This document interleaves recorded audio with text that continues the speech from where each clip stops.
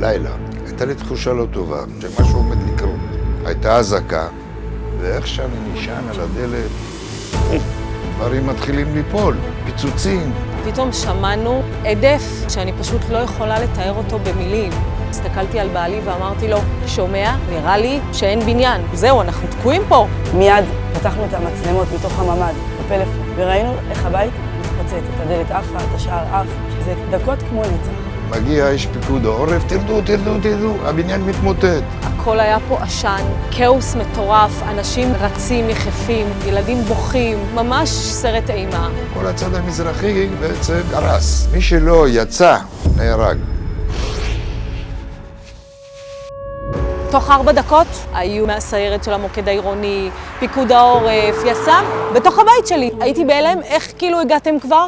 זה קרה לפני שנייה. הם הראשונים שהגיעו. ראש העיר הגיע ראשון.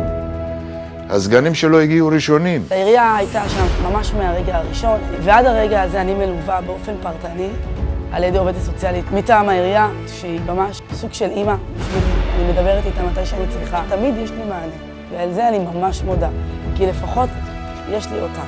יש בשטח אנשים, עובדי עירייה, שכל מי שהיה צריך עזרה, הם עזרו לו. חיבקו את הילדים שלי, עטפו אותם. הם הראשונים שהגיעו לכאן, והם ליוו אותנו, והם לא עזבו את הילדים שלי. חיבקו, החזיקו ילד, וליטפו אותם, הכל בסדר, אנחנו פה. המחזה הזה, לראות את הצוות העירוני של העירייה, שעושה דבר כזה. מהיום של הפיגוע, הם לא עוזבים את התושבים לדקה.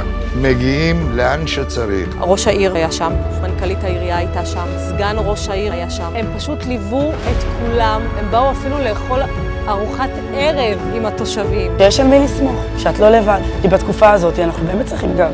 אכפת להם מאוד. רק על זה את לוקחת נשימה ואת אומרת, יש לך גב. זה ממש נותן לי כוח פנימי לדעת שיש אנשים אחריי. יעטפו אותנו שלא נרגיש לבד, וזה שאפו ענקי.